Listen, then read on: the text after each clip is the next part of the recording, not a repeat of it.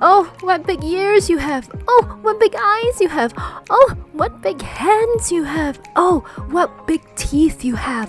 Oh, did you notice something very different about Zenless Zone Zero characters compared to Genshin Impact and Honkai Star Rail?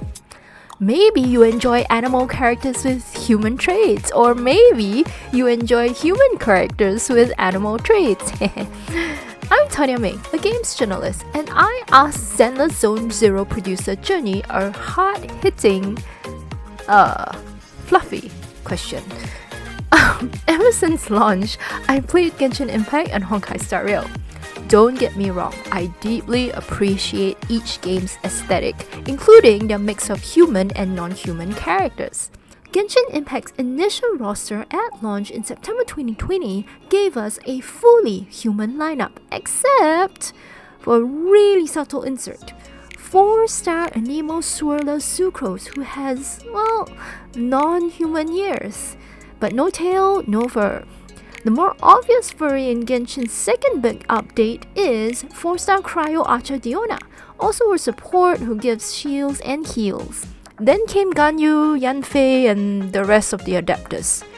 As for Honkai Star Rail, Hoyo did introduce more furries than Genshin over time, but they're primarily concentrated in Central Luofu. For Zenless Zone Zero, however, you'll notice that the starting roster of many factions contain at least one furry. The most obvious starter is Ben Bigger from Bellbock Heavy Industries, a big, brown, badass, tanky bear.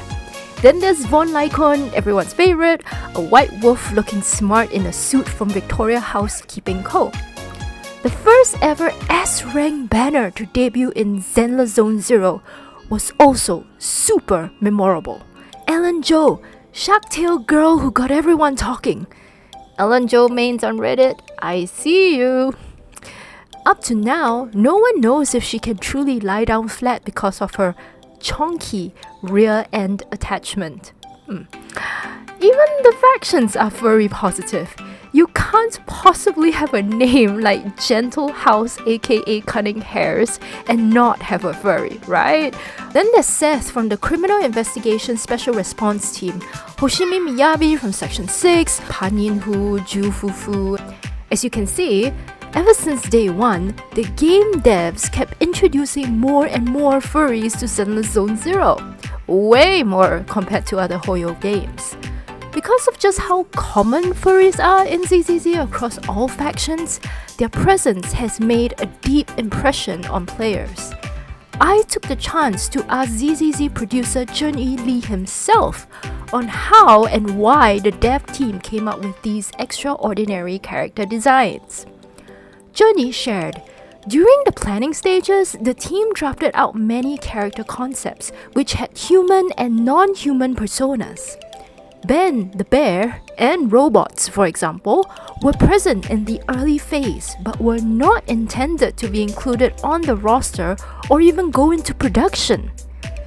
However, the team did find them very interesting and very fun, Zhenyu shared, and they eventually decided to incorporate them while still keeping in line with their aesthetic and art style. As there were many creatives on the team, they were very open to their inclusion and believed that Zenless Zone Zero players would be able to appreciate these characters as well. So, are there really that many furries in ZZZ? Zhenyu said that human characters still form the majority of the Zenless Zone Zero roster, at least for now. Together, furries and non-furries are all living in the backdrop of a post-apocalyptic world that is parallel to its characters, designed quite unconventionally, where everyone will live happily ever after, right?